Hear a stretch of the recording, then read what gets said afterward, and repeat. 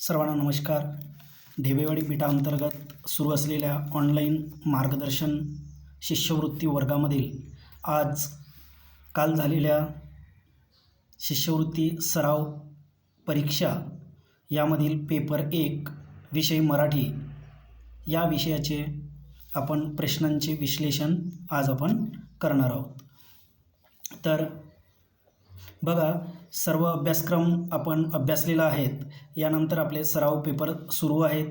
त्यामध्ये आपणास चांगले मार्क्स येत आहेत, पण काही प्रश्नांमध्ये ज्या चुका होत आहेत त्या चुका आपण दुरुस्त करायला पाहिजे. आणि कशा पद्धतीने एखादा अवघड प्रश्न आहे तो आपण कशा पद्धतीने सोडवायला पाहिजे.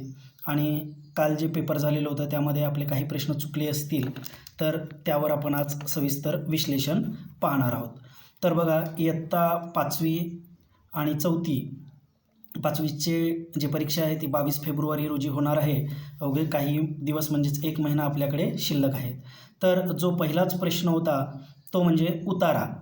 तर सुरुवातीला एक उतारा असतो, त्यावर 3 प्रश्न आपल्याला दिलेले असतात. मग काल जो उतारा आपल्याला आलेला होता त्यावर 3 प्रश्न होते आणि ते सहज सुटण्यासारखे होते. पाहूया, काही चुका झाल्या असतील तर त्या आपण सुधारूया. तर जो आपल्याला परिचय दिलेला होता तो सुरुवातीला काळजीपूर्वक वाचन करायचं आणि जे महत्त्वाचे काही शब्द असतील त्यावर अंडरलाईन करायचे आहेत. तर यामध्ये कालचा जो उतारा होता त्यामध्ये पहिलाच प्रश्न होता, आज कोणत्या ऋतूचा पहिला दिवस होता. तर सुरुवातीला दुसऱ्याच ओळीमध्ये आपल्याला त्या ऋतूचं वर्णन आणि त्या ऋतूचं नाव आपल्याला आलेलं दिसत आहेत. जर वाचल्यानंतर आपल्याला लक्षात येईल, आज वर्षावताराचा आनंदाचा पहिला दिवस होता. दुपारी असाधारण उकाडा होता असे काही म्हणता येत नाही. तथापि पाहता पाहता आभाळ भरून आले. सर्वांचे थोडेच पण टपोरे थेंब पडले व एवढ्यानेच गंधवती पृथ्वी हे सूत्र कृतार्थ झाले आणि वर्षा ऋतूचा उल्हास सर्वांच्या अंतःकरणापर्यंत जाऊन भिडला. बघा, वर्षा ऋतूंचा काय आलेला आहे इथं, तर वर्षा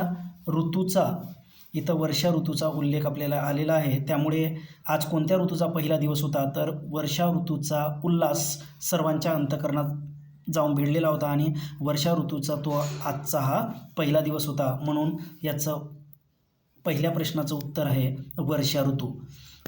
त्यानंतर गंधवती पृथ्वी हे सूत्र कशाने कृतार्थ झाले आहेत, कशाने कृतार्थ झालेले आहेत. त्यामध्ये आपल्या तिसऱ्याच ओळीमध्ये बघा, हे बघा दुसऱ्याच ओळीमध्ये बघा, थोडेच पण टपोरे थेंब पडले व एवढ्यानेच गंधवती पृथ्वी सूत्र कृतार्थ झाले. बघा काय झाले, गंधवती पृथ्वी हे सूत्र कशाने कृतार्थ झाले, तर कशाने कृतार्थ झाले, पावसाचे थोडेच पण टपोरे थेंब पडले, व एवढ्यानेच काय झालं, पावसाचे थोडेच पण टपोरे थेंब पडले आणि एवढ्यानेच गंधवती पृथ्वी हे सूत्र कृतार्थ झाले. इथं तुम्हाला या लाईनमध्येच या प्रश्नाचं सर्व उत्तर दडलेलं आहे, कृतार्थ झाले इथपर्यंत. तर मग पावसाचे पण टपोरे थेंब पडले, मग इथं कुठं आहे, पावसाच्या थोड्याशा टपोऱ्या थेंबांनी, याचं उत्तर अगदी सहज. हे 3 मार्क आपल्याला मिळणार, म्हणजे नक्कीच मिळणार. त्यानंतर बघा, तिसरा प्रश्न होता, इंद्रधनुष्याच्या शोभेला अपूर्वता कशामुळे आली. तर बघा, शेवटच्या याच्यामध्ये बघा, इथे बघा, लाटांमुळे, कित्येक लाटांमुळे धनुष्याच्या शोभेला अपूर्वता आली होती. कशामुळे इंद्रधनुष्याच्या शोभेला अपूर्वता कशामुळे आली होती, तर धनुष्याच्या शोभेला अपूर्वता आली होती, तर ढगांच्या कित्येक लाटांमुळे. कशामुळे, हे बघा याच्यामध्ये, ढगांच्या कित्येक लाटांमुळे धनुष्याच्या शोभेला अपूर्वता आली होती. तर इथं काय येणार मग, ढगांच्या लाटांमुळे आहे का पर्याय, पाहूया. इथं बघा, ढगांच्या लाटांमुळे. तर अशा प्रकारे 3 प्रश्न हे आपले अगदी सहजपणे सोडवता येण्यासारखे आहे. फक्त एकदा परिच्छेद आहे तो काळजीपूर्वक वाचायचं. त्यानंतर जे 3 प्रश्न आपल्याला दिलेले आहे त्याकडे लक्ष द्यायचं आणि जे महत्त्वाचे काही शब्द असतील तर त्याला पहिलेच अंडरलाईन करून ठेवायचं. तर अशा प्रकारे आपल्याला हे 3 प्रश्न बरोबर येणार आणि त्याचे मार्क्ससुद्धा आपल्याला मिळवता येणार. त्यानंतर आपल्याला प्रश्न 4था होता बघा, पुढीलपैकी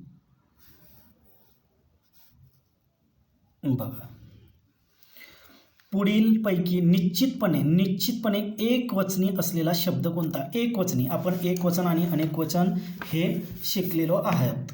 तर बघा, झुला असतो, झुला. एक काय असतो? झुला. पेन नसल्यामुळे बरोबर लिहिता येणार नाही. एक झुला असतो आणि अनेक झुली असतात. झुला, झुली. आणि माड, जे आपण गळ्यात टाकतो ती माड. माड हे एकवचनी आहे आणि याचं अनेकवचन काय होणार? माळा. काय होणार? माळा. आपल्याला शब्द सापडला. माड हा काय आहे? एकवचनी शब्द आहे आणि त्याचं अनेकवचन काय होणार? माळा होणार. पण झुली हा काय आहे? अनेकवचनी शब्द आहे. वाशिंडे हा वाशिंडे अनेकवचनी शब्द आहे. इथं काय येणार आपल्याला? खोंडे. तर यामध्ये निश्चितपणे एकवचनी शब्द विचारलेला आहे, त्यामुळे याचं उत्तर येणार आपलं माड. काय येणार? माड. कारण माड हा एकवचनी शब्द आहे, त्याचं अनेकवचन माळा होत असते. तर अशा प्रकारे हा प्रश्न आपल्याला सोडवायला पाहिजे होता आणि आशा आहे की तो आपण सोडवला असेलच. तर यानंतर 5वा प्रश्न होता, समानार्थी शब्दाची चुकीची जोडी कोणती? हे महत्त्वाचं आहे. प्रश्न वाचताना काळजीपूर्वक वाचायचा असतो. त्यामध्ये चुकीची जोडी असतो. आपण हे बरोबर वाचत नाही आणि नभ म्हणजे आकाश हे आपल्याला बरोबर दिसते. याच्या पुढे आपण अंडरलाईन म्हणजे टिक करतो आणि तो गळ रंगवून बसतो आणि ते चुकते. चुकीची जोडी विचारला आहे. बघा, नभ म्हणजे आकाश होते. नभ म्हणजे आकाश, गगन, अंबर. नभ म्हणजे काय होते? आकाश, गगन, अंबर असं म्हणतो. म्हणजे हे बरोबर आहे. त्यानंतर हे सुद्धा बरोबर आहे. वानर म्हणजे शाखामृग होते. कपी, मरकट, माकड. वानरला समानार्थी शब्द काय आहेत? वानर, शाखामृग, कपी, मरकट. हे सुद्धा बरोबर आहे. सिंधू म्हणजे समुद्र. बरोबर आहे. सिंधू म्हणजे समुद्र, जलधी, रत्नाकर असं आपण समुद्राला म्हणत असतो. मग दुर्मिळ म्हणजे न मिळणारे, जे दुर्मिळ आहेत. उमराचे फूल, दुर्मिळ वस्तू. दुर्मिळ म्हणजे न मिळणारे. आणि दुर्बल म्हणजे दुर्बल घटक, कमकुवत, अशक्त. मग दुर्मिळ आणि दुर्बल याचा अर्थ वेगवेगळा आहे. म्हणजेच चुकीची जोडी कोणती? तर हे नभ म्हणजे आकाश हे बरोबर आहे. वानर म्हणजे शाखामृग हे सुद्धा बरोबर आहे. सिंधू म्हणजे समुद्र हे सुद्धा बरोबर आहे. दुर्मिळ आणि दुर्बल या दोन्ही शब्दाचा अर्थ भिन्न आहे. ते समानार्थी शब्द होत नाहीत. म्हणून याचं योग्य उत्तर आहे दुर्मिळ आणि दुर्बल हे चुकीची जोडी आहे. दुर्मिळ म्हणजे न मिळणारे, सहजासहजी न मिळणारे, आणि दुर्बल म्हणजेच कमकुवत, अशक्त या प्रकारे होतो. तर अशा प्रकारे आपल्याला समानार्थी शब्द जास्तीत जास्त पाठ करायचे आहेत. त्यानंतरचा प्रश्न आपण 6वा पाहूया. अधोरेखित शब्दाचे लिंग ओळखा. लिंग, वचन, नाम हे आपण पाहिलेलं आहे. वचन, लिंग कोणकोणते असतात? स्त्रीलिंग, पुल्लिंग, नपुंसकलिंगी. तर बघा, कपड्यांची गाठोडी या शब्दाला अधोरेखित केलेलं आहे. घेऊन लोक बसस्थानकावर उभे होते. गाठोडी. बघा, आपण लिंग ओळखताना तो, ती आणि ते हे शब्द आपण त्या शब्दाच्या पुढे लावून त्याला कोणतं लिंग आहे ते ओळखत असतो. मग तो गाठोडी होणार का? तर नाही होणार. तो गाठोडी आपण म्हणत नाही. ती गाठोडी होणार का? तर होणार. ती गाठोडी होणार. आणि ते गाठोडी होणार का? नाही, ते गाठोडे होणार. तर मग याचं उत्तर काय आहे? तर स्त्रीलिंगी ती गाठोडी. काय होणार? ती गाठोडी होणार. हे याचं योग्य उत्तर आहे. तर लिंग या घटकावर तुम्हाला नेहमीच एक प्रश्न विचारला जातो आणि तो सोपा असतो, त्यामुळे त्याच्यावर थोडं लक्ष केंद्रित करा. त्यानंतर आपण पाहूया प्रश्न 7वा.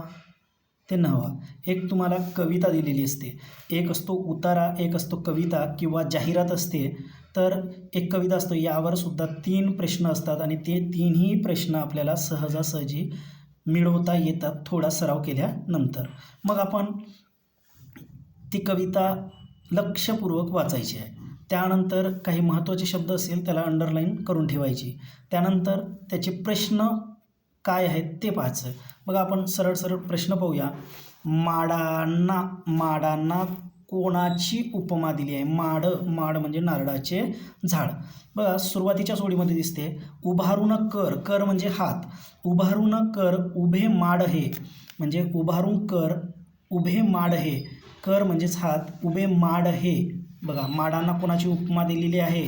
तर माडांना सिरी विरांपरी झेलते वृष्टी. सिरी म्हणजे माथ्यावर आपल्या डोक्यावर, विरांपरी वीर जवान आपले सैनिक, विरांपरी कोण? ते माडाचं झाड आपलं कर उभे करून म्हणजे हात उभे करून, सिरी म्हणजे आपल्या डोक्यावर, विरांपरी झेलते वृष्टी. वृष्टी म्हणजेच काय? पाऊस.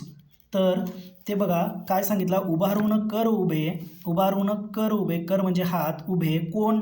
माडाचे झाड हे कर उभे करून आपले हात उभे करून, सिर म्हणजे आपल्या डोक्यावरती, वीरांपरी म्हणजे आपले वीर, जसं दुसऱ्या देशांकडून जसं आक्रमण होते त्यावेळी ते स्वतःच्या छातीवरती गोळ्या घेत असतात, तशाच प्रकारे ते माड आपल्या सिरावरती आपली वृष्टी म्हणजे पाऊस हे झेलत असतात. मग कोणापरी? विरांपरी, वीर म्हणजेच कोण? आपले सैनिक. त्यासारखे हे माडाचे झाड आपल्या डोक्यावरती वृष्टी म्हणजे पाऊस झेलत आहेत. मग तुम्हाला समजलं असेल, माडांना कोणाची उपमा दिली आहे? तर वीरांची, आपल्या शूरवीरांची उपमा माडाला दिली आहे. जसे आपले शूरवीर आपल्या सीमेवरती राहून देशाचं रक्षण करतात, त्याप्रकारे ते माड आपले कर म्हणजेच हात उभे करून आपल्या डोक्यावर वृष्टी म्हणजेच पाऊस झेलत आहेत. मग कोण? तर माडाच्या झाडांना कोणाची उपमा दिली आहे? तर वीरांची उपमा दिलेली आहे. चला खाली पाहूया आपण. पुढीलपैकी कोणत्या शब्दाचा समानार्थी शब्द कवितेत आलेला नाही? हे खूप महत्त्वाचं आहे. आलेला नाही. पाणी, तुम्हाला इथं कुठेतरी जल दिसेल, लगेच तुम्ही टिक करणार पाणी हे इथं आलेलं आहे, पण कवितेत आलेला नाही असं विचारले आहे. पाणी यासाठी कोणता शब्द आपल्याला इथे कवितेत आलेला आहे पाहूया. पाणी, हे बघा इथं तुम्हाला दिसतो आहे जल, मग पाण्यासाठी जल हा शब्द आलेला आहे. पाऊस म्हणजे मी आत्ता सांगितलं वृष्टी म्हणजे पाऊस, हे सुद्धा आलेलं आहे. त्यानंतर झेंडा या शब्दासाठी कुठं आलेला दिसतो का आपल्याला? तर झेंडा पाहूया. झेंडा यासाठी कुठं आहे? भिजून गेले पक्षी, मध्येच ठिपकत कोवळा, फुलवीत जडी वलयाच्या नक्षी. ध्वज, हे बघा इथं आपल्याला दिसतो आहे ध्वज. काय दिसतो आहे? ध्वज हा शब्द. ध्वज म्हणजेच आपला झेंडा. मग आपल्याला पाणी, पाऊस आणि झेंडा. पाणी म्हणजेच जल, उदक, नीर, हे बघा जल आलेला आहे इथं जल आलेला आहे. त्यानंतर पाऊस यासाठी वृष्टी हा शब्द आलेला आहे. त्यानंतर झेंडा यासाठी आपल्याला ध्वज हा शब्द इथे आलेला आहे. मग याच कुठला शब्द आलेला नाही? तर नेत्र म्हणजे आपले डोळे, हे इथे या कवितेत कुठंही आपल्याला नेत्र या शब्दासाठी समानार्थी शब्द आलेला दिसत नाही. म्हणून याचं योग्य उत्तर आहे पर्याय क्रमांक 4, नेत्र.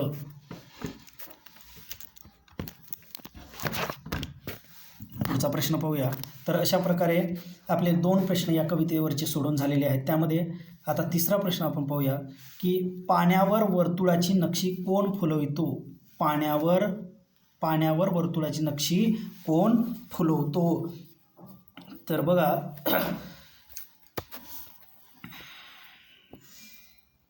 कुठं दिसतो? पक्षाच्या पंखावरून ठिबकणार, इथे दिसतो बघा.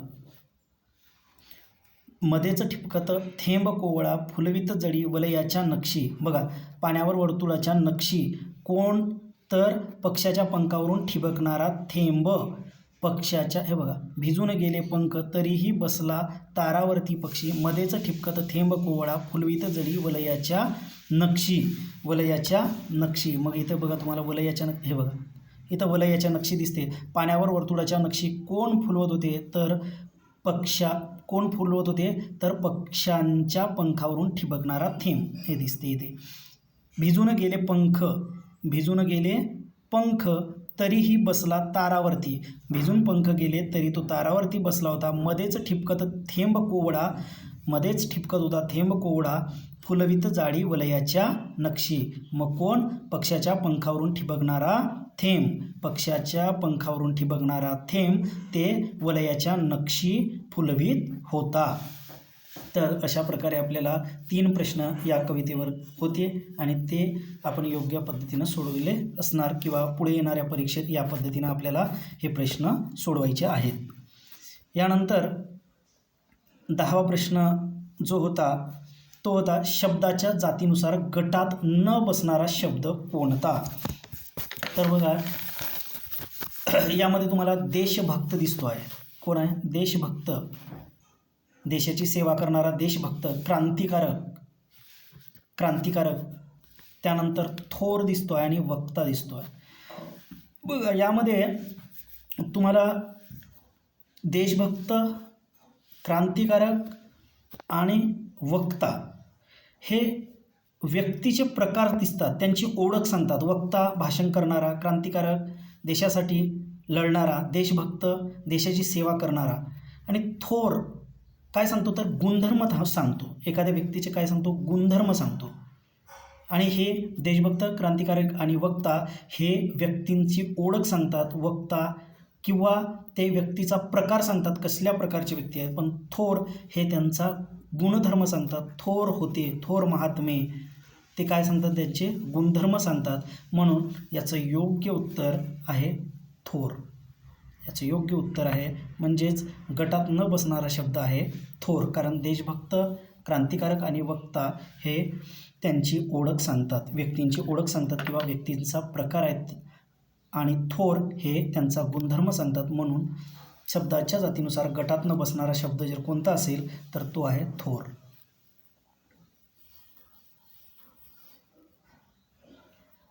त्यानंतर बघा 11वा प्रश्न होता वाहत्या गंगेत हात धुणे. तुम्हाला मनी पाठ कराव्याच लागणार.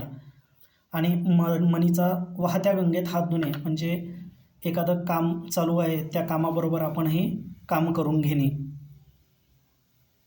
म्हणजे आपली संधी जी आहे ते दुसऱ्यांच्या संधीबरोबर साधून घेणे. मग वाहत्या गंगेत हात धुणे, वाहत्या गंगेत हात धुणे या मनीचा योग्य जर अर्थ पाहिलं तर तशा प्रकारची म्हण आपल्याला तापल्या तव्यावर पोळी भाजणे. तापलेला तवा असेल तर आपण त्यावर पोळी भाजून घेणे म्हणजे कुठलाही कष्ट न करता आपण ते काम करून घेणे म्हणजेच वाहत्या गंगेत हात धुणे. जी गंगा वाहत आहे तिथं आपण हात धुवून घेणे, आपलं काम करून घेणे. तर तशाच प्रकारे तापल्या तव्यावर पोळी भाजणे हे त्या म्हणीस समानार्थी म्हण आहे. तापल्या तव्यावर पोळी भाजणे. त्यानंतर आपण पाहूया 12वा प्रश्न. अगदी सोपा प्रश्न होता. संगणकाशी संबंधित नसलेला इथं मात्र हे महत्त्वाचं आहे. संगणकाशी संबंधित नसलेला शब्द कोणता. माऊस आपण संगणक चालवण्यासाठी, पॉइंटर डॉट हलवण्यासाठी इकडे तिकडे आपण माऊसचा वापर करतो. त्यानंतर चॅटिंग, ईमेल करणे, एखाद्याला संदेश पाठवणे त्यासाठी ईमेलचा सुद्धा वापर करतो. आणि रेडिओ हा संगणकाशी संबंधित नाही, तो स्वतंत्र रेडिओ हा श्राव्य असं ध्वनी साधन आहे. तर ते रेडिओ हा संगणकाशी संबंधित नाही. त्यानंतर आपण पाहूया प्रश्न 13वा. हा मी शिकवलेलं होतं की उद्देश भाग कोणता आणि विधेय भाग कोणता. उद्देश म्हणजेच कर्ता असतो आणि विधेय म्हणजे क्रियापद असतो. तर पुढील वाक्यात उद्देश भाग कोणता. गॅस बत्तीच्या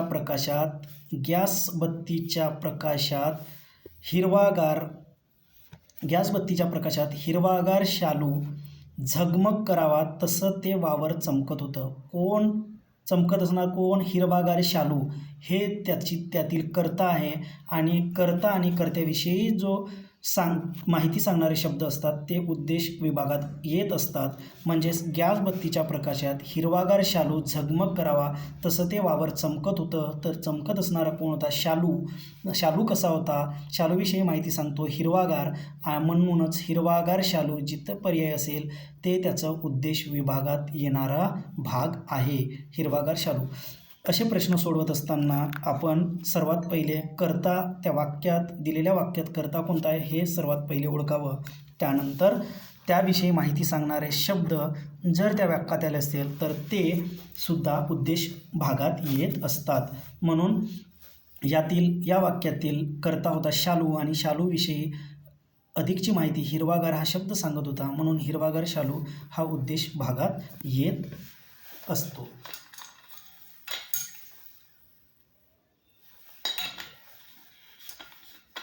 त्यानंतर 14वा प्रश्न होता बघा, अक्षरांपासून अर्थपूर्ण शब्द बनवल्यास त्याचा पुढीलपैकी अर्थ कोणता?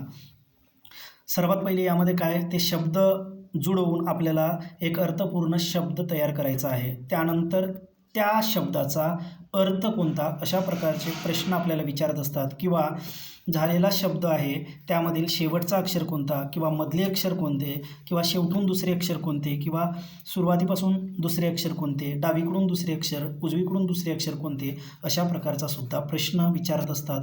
किंवा तयार झालेल्या शब्दातील दुसरे आणि चौथे शब्द वापरून त्याशी संबंधित असणारा समानार्थी शब्द कोणता किंवा विरुद्धार्थी शब्द कोणता, अशा पद्धतीचे सुद्धा प्रश्न आपल्याला या अक्षरांपासून अर्थपूर्ण शब्द बनवा अशा प्रकारच्या प्रश्नातून विचारल्या जात असतात.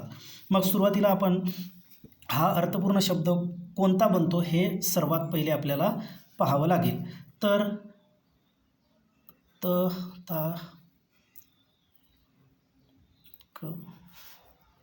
हा बघा, तर हा शब्द बनतो क म त र ता.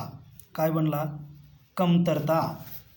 तर तता र क म या अक्षरांपासून अर्थपूर्ण शब्द बनवला तर तो बनतो कमतरता. मग कमतरता म्हणजे आपल्याकडे काहीतरी कमी आहे, कमतरता आहे. या शब्दाचा पुढीलपैकी अर्थ कोणता? तर उणीव. कमतरता, उणीव, गरज होणार नाही. उणीव म्हणजे काहीतरी आपल्याकडे कमी आहे, गरज नाही.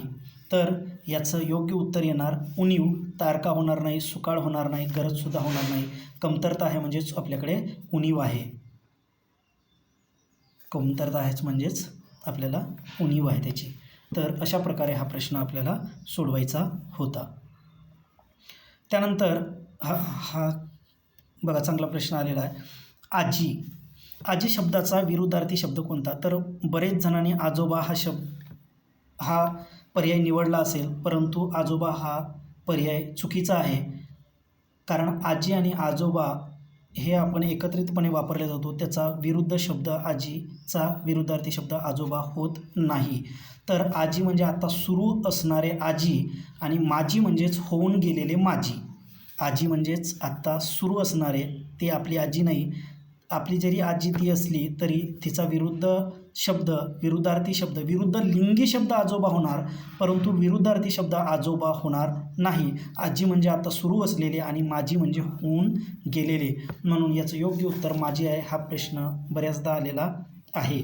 आजीच्या विरुद्ध लिंगी शब्द जर विचारला तर आजोबा होणार, मात्र आजी या शब्दाचा विरुद्धार्थी शब्द असेल तर आजीच्या विरुद्धार्थी माझी. आजी म्हणजे आता सुरू असलेले, जसं आपण आजी माझी, आजी आमदार, माजी आमदार, आजी नगरसेवक, माजी नगरसेवक अशा प्रकारे म्हणत असतो. त्यानंतरचा प्रश्न होता उखड पांढरे होणे. तर तुम्हाला वाक्प्रचार आहे ते सुद्धा पाठ करावे लागतील, मनी पाठ करावे लागणारच. तर उखड पांढरे होणे म्हणजेच आपल्याला याचं उत्तर कौतुक होणे, त्याच्यानंतर खूप फायदा होणे, प्रोत्साहन देणे आणि अत्यंत आवडता होणे. तर उखड पांढरे होणे म्हणजे खूप फायदा होणे, खूप द्रव्य मिळणे, खूप संपत्ती मिळणे, अशा प्रकारचा अर्थ उखड पांढरे होणे या वाक्प्रचाराचा होतो. त्यानंतर प्रश्न 17 हा जोड शब्दसुद्धा आपले झालेला आहे. तर जोड शब्द असलेला पर्याय बघा, चित्रकार हा एकच शब्द आहे. यामध्ये चित्र आणि कार असं कुठलाही फोड होत नाही किंवा दोन शब्द एकत्र आलेले नाही. कीर्तनकार, कीर्तन करणारे हे सुद्धा एकच शब्द आहे. नाटककार, नाटक करणारे. पण इथं बघा साधू आणि संत काय होणार, साधू हा एक शब्द आहे आणि संत हा सुद्धा एक शब्द आहे. म्हणजेच इथे जोड शब्द कोणता, तर साधू संत हा जोड शब्द आहे. तुम्हाला जोड शब्द विचारणार, कधी कधी जोडा अक्षरयुक्त शब्दसुद्धा विचारणार. बघा, दोन शब्द एकत्र येऊन जो शब्द बनत असतो त्याला आपण जोड शब्द असे म्हणतो. तर पुढचा प्रश्न पाहूया. व हे सुद्धा आपण वर्णानुक्रमे क्रम लावणे यासाठी तुम्हाला 14 खडी पाठ असणे अत्यंत आवश्यक आहे. तर बघा, अंगण, आस्कर, कृपण, कैलास, आकाश यामध्ये 14 खडीप्रमाणे आपल्याला त्या शब्दांचा क्रम लावायचा आहे. तर अ, आ, इ, ई, उ, ऊ, ए, ऐ, अ, औ, आहा अशा प्रकारे 14 खडी आहे. तर आकाश त्यामध्ये सर्वात प्रथम येणार. त्यानंतर इंग्रजी स्वरामध्ये जे आलेला ॲ आणि ऑ आहेत ते सुद्धा सुरुवातीला येणार. त्यानंतर स्वरादी अंगण हे स्वरादीमध्ये आहा शेवटी आले. त्यामध्ये कची 14 खडी आता अ पहिली येणार कारण स्वर आहेत ते सुरुवातीला येणार. त्यानंतर कची 14 खडीमध्ये क, का, की, की, कू यामध्ये कै हा सुरुवातीला येणार. त्यानंतर क्रू आपण लू आणि रू जो आहे क्रू हा सुद्धा एक स्वर आहे. क मध्ये स्वर रू मिसळून क्रू झालेला आहे आणि कैच्या नंतर क्रू आलेला आहे. त्यामध्ये मग अंगण, ऑस्कर, कृपण, कैलास, आकाश या शब्दाचा वर्णानुक्रमे क्रम लावल्यास मध्यभागी येणारा शब्द कोणता, तर मध्यभागी येणारा शब्द आहे अंगण. कुठला आहे, अंगण. तर हे 14 खडीप्रमाणे आपला 1 तास झालेला आहे यावरती वर्णानुक्रमे शब्द क्रम लावणे. तर हा एखादा वेळ मिळाल्यास तो भाग किंवा तो व्हिडिओ आपण पाहू शकता. त्यामध्ये सविस्तर पद्धतीनं सांगितलेलं आहे. बघा, 20वा प्रश्न होता की पुढीलपैकी समूहदर्शक शब्दसुद्धा आपल्याला पाठ करावेच लागेल. पण इथं चुकीची जोडी विचारलेली आहे, हे मात्र खूप महत्त्वाचं आहे. बघा, आंब्याच्या झाडाची राई असते हे सांगितलेलं आहे आणि पिकत घातलेल्या आंब्यांची अडी असते हे मात्र लक्षात ठेवा. आंब्यांच्या झाडाची राई असते बरोबर आणि पिकत घातलेल्या आंब्यांची अडी असते. करवंदाची मात्र जाळी असते हे मात्र बरोबर आणि केळ्यांचा लोंगर घड असतो हे सुद्धा बरोबर आहे. कलिंगडांचा डोंगर नसतो तर कलिंगडांचा असतो ढीग. काय असते, कलिंगडांचा ढीग असतो. तर यामध्ये चुकीची जोडी विचारलेला आहे आपल्याला. तर चुकीची जोडी कोणती, तर कलिंगडाचा डोंगर हे आपले योग्य उत्तर आहे. रिकाम्या जागी योग्य शब्दाचा निवड करा. योग्य शब्दाचा पर्याय निवडा. रिकामी जागा कुठं आहे, इथं आपल्याला रिकामी जागा दिसतो. हे वाचताना लक्षपूर्वक आणि काळजीपूर्वक वाचायला पाहिजे. खेळणी तयार करायला बुरडा जे बांबूपासून काम करतात काही वस्तू बनवण्यात त्यांना आपण बुरुड असं म्हणतो. बुरडं घरच्या, मग त्यांच्या घरच्या काय आणाव्या लागायच्या खेळणी तयार करायला, बुरडा घरच्या झुली नाही टोपल्या. खेळणी तयार करण्यासाठी टोपल्या कशाला आणावं लागेल, खेळणी तयार करायला बुरडा घरच्या पाट्या नाही तर कामट्या असतात जे बांबूपासून जे बनवलेल्या असतात बारीक बारीक त्या असतात कामट्या. मग ते खेळणी तयार करण्यासाठी आपण बुरडा घरच्या कामट्या आणाव्या लागतात. तर हे याचं योग्य उत्तर आहे. त्याचं योग्य उत्तर आहे कामट्या. त्या बुरडा घरी असतात बांबूपासून बनवलेल्या. त्यानंतरचा प्रश्न आहे प्रश्न क्रमांक 22. अलंकारिक शब्द हे सुद्धा जसं अकलेचा खंदक असेल, खुशाल चेंडू असेल, भागूबाई असेल अशा प्रकारे आपल्याला अलंकारिक शब्द असतात. तर त्यामधलाच एक अलंकारिक शब्द अरण्यरुदन.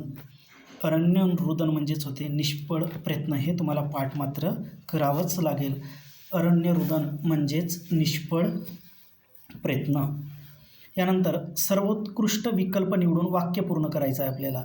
बस चालकाच्या प्रसंगावधानामुळे मोठी दुर्घटना टाळली म्हणतो का आपण, दुर्घटना झाली म्हणू का प्रसंगावधानामुळे, का वाचली म्हणू का टाळली म्हणू?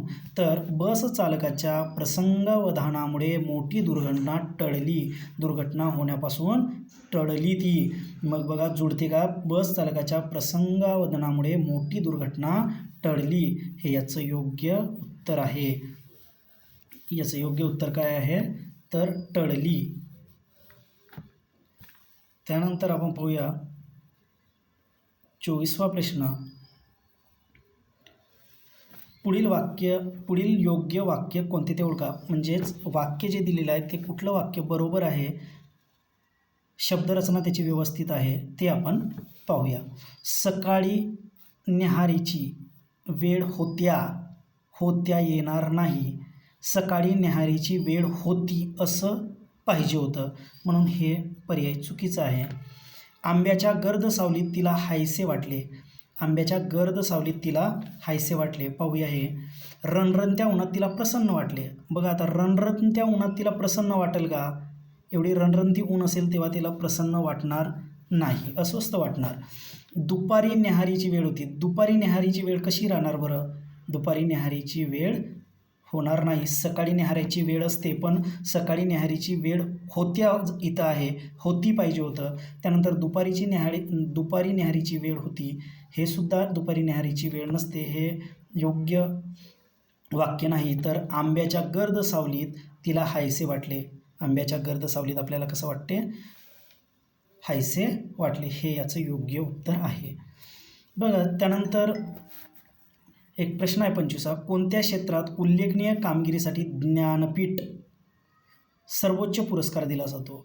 क्रीडा पुरस्कार कुठं कुठं आहे? मेजर ध्यानचंद पुरस्कार असेल, अर्जुन पुरस्कार असेल, अशा प्रकारचे पुरस्कार मात्र क्रीडा क्षेत्राशी निगडीत आहे. त्यानंतर कला क्षेत्रामध्ये साहित्य अकादमी पुरस्कार असेल, त्याचबरोबर दादासाहेब फाळके पुरस्कार हे कला क्षेत्राशी निगडीत आहेत. त्यानंतर शिक्षण क्षेत्रात आपल्याला आदर्श शिक्षक पुरस्कार, शिक्षण गौरव पुरस्कार अशा प्रकारचे पुरस्कार शिक्षण क्षेत्राशी निगडीत आहे. मग ज्ञानपीठ हा पुरस्कार साहित्य क्षेत्राशी निगडीत आहे. ज्ञानपीठ पुरस्कार हा साहित्य क्षेत्राशी निगडीत आहे. तर अशा प्रकारे आपले काल झालेल्या पेपरमधील 25 प्रश्न हे आपण त्याचं विश्लेषण पाहिलेलं आहे. तर येणाऱ्या पेपरमध्ये आपण चांगला अभ्यास करावा आणि ज्या चुका झाल्या त्या दुरुस्त कराव्यात आणि जास्तीत जास्त मार्क घेण्याचा प्रयत्न करावा. तर हे विश्लेषण मी इथेच थांबतो आणि आपली जे पुढील परीक्षा आहे त्यासाठी शुभेच्छा देतो. धन्यवाद.